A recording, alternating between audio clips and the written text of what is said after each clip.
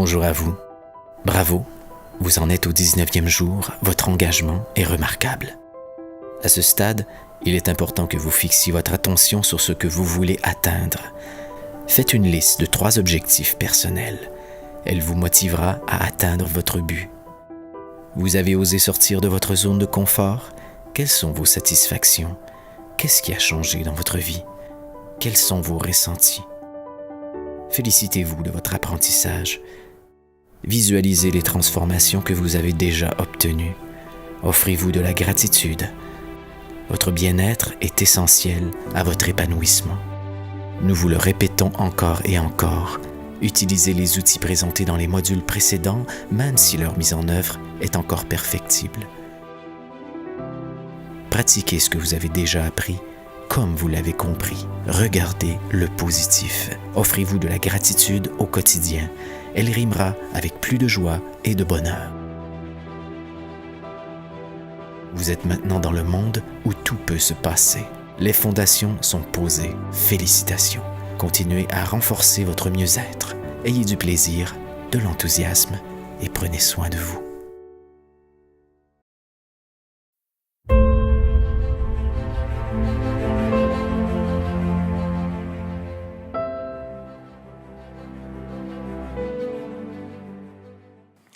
Bonjour à toutes et à tous, bienvenue un jour de plus dans la fabuleuse famille Honesty dont vous faites partie. Nous sommes ici aujourd'hui ensemble pour découvrir ces petites pépites et ces trésors que, au gré de ma vie, de ma carrière d'entrepreneur, j'ai pu découvrir soit dans mes entreprises, soit en travaillant avec des dirigeants et des sportifs de haut niveau. Je vais vous partager ces petites essences. Et aujourd'hui, nous allons parler de confiance en soi. Et s'il y a une base fondamentale que je retrouve dans 100% des cas, dans toutes les personnes qui connaissent le succès et qui connaissent l'épanouissement, c'est qu'ils ont su renouer avec elles-mêmes. Et c'est de ça que nous allons parler, renouer avec soi-même. Pourquoi est-ce important? Parce que nous sommes dans une société qui aujourd'hui nous pousse à la division. Elle nous pousse à être à côté de nos pompes. Elle nous pousse à ne pas croire en nous. Elle nous pousse à douter, à avoir des complexes. Et à partir de là, comment faire pour se retrouver dans sa confiance? Mais le premier pas essentiel, la fondation, c'est déjà renouer avec soi. Parce que du jour de votre naissance au jour de votre mort, il y aura une seule constante. Tout le reste changera, ira, viendra, etc. C'est vous. Vous êtes la seule chose qui sera là tout le temps. Donc à partir de là, il faut faire ce que j'appelle oser le jeu. Un premier pas pour se permettre d'être soi. La confiance en soi commence par ce premier pas. Et donc de renouer avec soi-même, ça veut dire quoi? Ça veut dire arriver à faire la part des choses et comprendre que tous les influx que nous pouvons recevoir de la société peuvent amener à nous poser à côté de qui nous sommes réellement. Donc, là, j'aimerais vous raconter une petite histoire, parce que ce processus que j'ai pu entamer au gré des années m'a pris un certain temps. Je travaillais et j'accompagnais beaucoup de dirigeants d'entreprise, j'étais spécialisé dans le conseil en stratégie, et au fur et à mesure des années, j'en rencontrais de plus en plus de tous âges, de toutes origines, des très riches, des très grosses entreprises, des petites entreprises, et en même temps, dans ce cheminement, il m'arrivait de travailler beaucoup avec des sportifs de haut niveau. Et à force de cumuler toutes ces expériences-là, il y avait une chose qui m'avait frappé.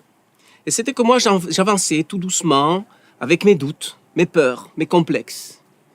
Mais en rencontrant ces gens-là, en rentrant dans l'intimité de leur jour le jour, dans leur entreprise, dans leurs performances, dans leurs besoins d'évolution, je me rendais compte qu'ils en avaient autant que moi. Sauf que moi, je les regardais avec le filtre de mes peurs, de mes doutes et de mes complexes. Et quand je les regardais, eux, bien évidemment, ils n'avaient pas les mêmes. Donc pour moi, c'était des supermen, des superwomen. J'étais faible face à eux, je me minorais, je me faisais tout petit. Mais au fur et à mesure, quand j'échangeais, ils commençaient à me partager avec moi leurs ressentis profonds, et là, ils mettaient sur la table des peurs, des doutes, des complexes, des angoisses. Et là, c'était ma première révélation, c'est me dire, tiens, finalement, ces gens que j'admire autant, ces individus qui ont fait de tellement belles choses, finalement, ils sont lotis exactement comme moi. Sauf que je ne les regarde pas avec les bons filtres, je les regarde avec le filtre de mes peurs, de mes doutes et de mes angoisses. Et je ne vois pas qu'eux aussi, ils en ont. À partir de là, c'était une première prise de conscience. De me dire que nous partions tous dans la vie avec les mêmes valises. Après, la question était, que vais-je faire de ces valises-là? Et là, je veux raconter une deuxième histoire qui m'a beaucoup aidé dans le développement de ma confiance. Et c'est ce bonhomme qui est venu me voir un jour, il me dit, Iker, tu sais, tu es truffé de potentiel, tu as énormément de qualités. Mais tu sais quoi? Tu es le seul à ne pas les voir. Parce que tu regardes à l'extérieur pour trouver les référentiels de qui tu es. Et tant que tu regarderas dehors, tu ne trouveras pas quelles sont tes qualités. Mais tu as le choix. Tu as le choix de passer à côté. Parce que tu as été éduqué à regarder toutes tes failles, ce que tu considères des failles. Mais tu ne regardes pas exactement au bon endroit. Il faut que tu apprennes à regarder à l'intérieur. Parce que tes qualités, c'est là qu'elles se trouvent. Et après, il me dit quelque chose de très important, deuxième pépite. Et il me dit, parce que toutes ces choses que tu considérais comme des failles, toutes ces vulnérabilités, sont toujours accompagnées d'une qualité, mais d'une qualité beaucoup plus grande qui va t'aider à la surpasser. Si tu n'es pas capable de voir cette qualité, tu ne seras pas capable de te surpasser. Si tu n'es pas capable de surpasser, tu n'auras jamais confiance en toi. Deux énormes pépites. La première, apprendre à regarder à l'intérieur. Et en regardant à l'intérieur, qu'est-ce que j'ai appris? J'ai appris que mes doutes, mes peurs, mes complexes, mes angoisses sont des miroirs et en même temps des chemins fléchés. Des miroirs qui me montrent ce que je ne veux pas être, des miroirs que je veux fuir. Mais en même temps, et c'est ça qui est important, ce sont des flèches qui me disent « Iker, c'est là que tu dois travailler. C'est là que se trouve le travail. » Parce que la première réaction qu'on a toujours, c'est « J'ai peur, je fuis, je ne veux pas ces sensations désagréables, j'ai des doutes, j'ai des complexes, je veux m'éloigner. » Ils ne partiront jamais. Parce qu'en fin de compte, ce sont des signaux qui sont en train de dire « Iker, écoute-moi, c'est ici que le bas blesse. C'est ici qu'il faut que tu travailles. » Donc à partir de là, ce regard intérieur me donnait un guide de travail. Mais je vous parlerai de ça tout à l'heure. Il est important de voir qu'il y a un équilibre entre failles et qualité. Et je vais vous donner deux exercices à faire. Deux exercices que je vous demande, s'il vous plaît, de faire tous les jours.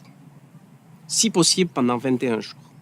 En prenant une feuille de papier. Et c'est important que vous preniez cette feuille de papier et que vous écriviez ce que je vais vous demander. Parce que ça fait partie du processus. Ce n'est pas juste pour remplir du temps ou pour la forme. C'est que dans le rendez-vous avec vous-même, l'exercice est beaucoup plus efficace si vous vous donnez le temps d'écrire ce que je vais vous demander.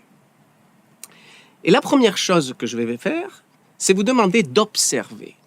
Parce que c'est un exercice qui est relativement simple, voire même très simple. C'est juste être en posture d'observateur.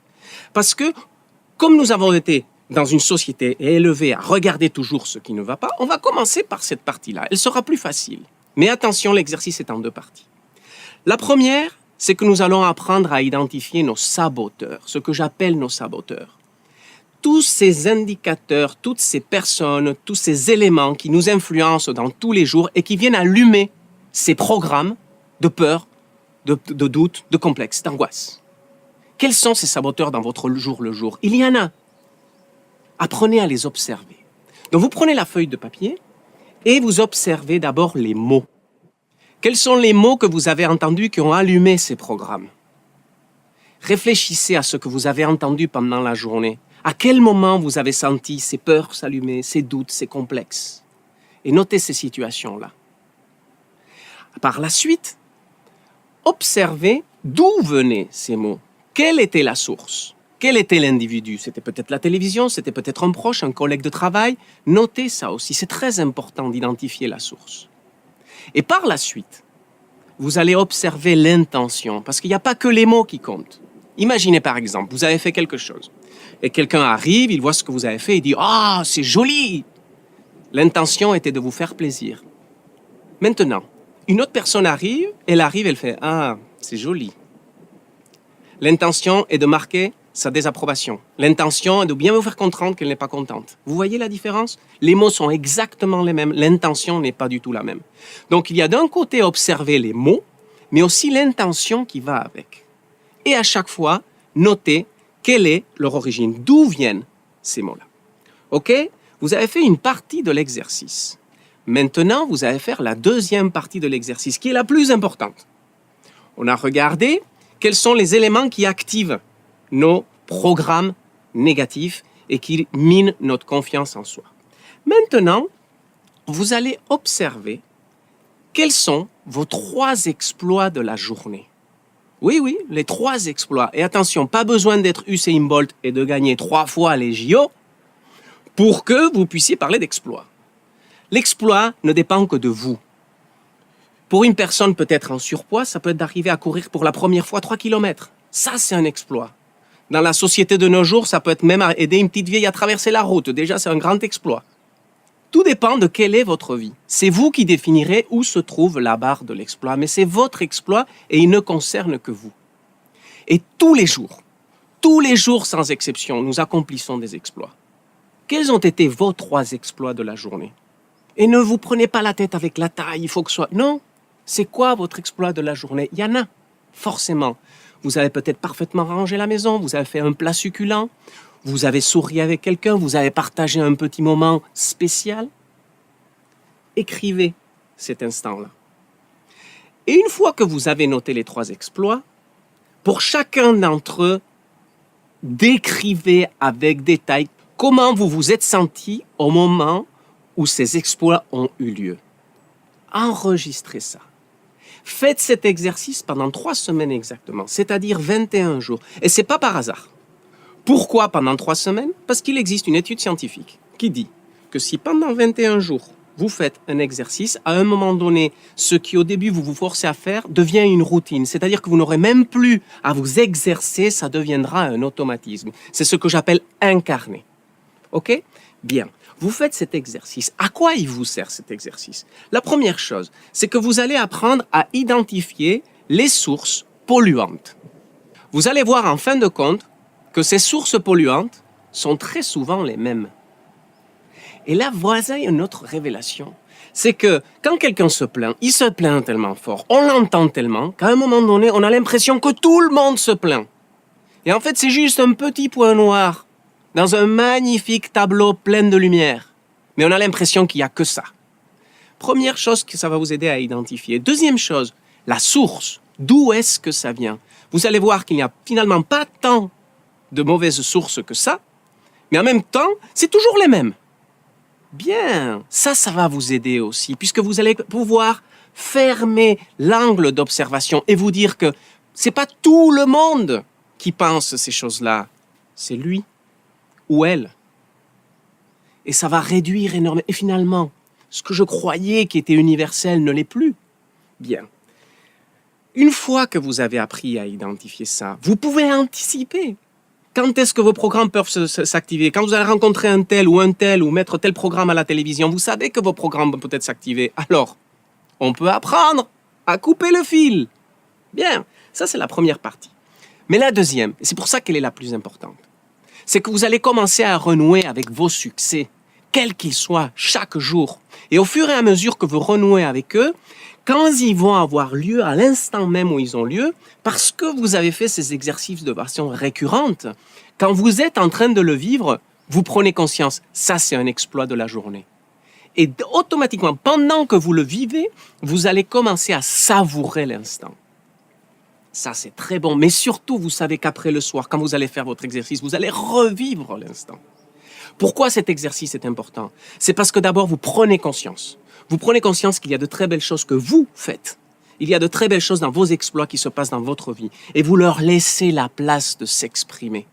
C'est-à-dire l'événement absolument inverse que nous avons fait dans notre cas. Dans notre cas, les sources négatives, on les a fermées pour les mettre dans un angle obtus et pouvoir bien les viser pour pouvoir les écarter, le cas échéant. Dans l'autre situation, qu'est-ce qu'on fait? On s'ouvre pour vivre pleinement nos succès. Et chemin faisant, on se prend au jeu et petit à petit, la confiance aide, puisqu'on est dans un espace que l'on appelle de psychologie positive. Tout simplement, vous vous sentez bien. Et à partir de là, petit à petit, vos exploits changeront de programme. Vous irez dans une ligne, dans une autre attaque et vos exploits prendront plus en plus forme. Et surtout, ils prendront de plus en plus de place. Et par la suite, vous commencerez à incarner une qualité de présence. Mais là, c'est peut-être un peu tôt pour vous en parler. Je vais le laisser pour les programmes suivants.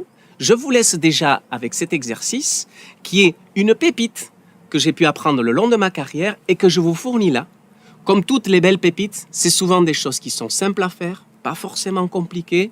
Il faut juste se donner le droit et l'envie de le faire. Avec ceci, je vous dis à très bientôt. On se revoit avec la famille Honesty et je vous dis bonne chance pour la suite. Vous êtes le héros de cette aventure.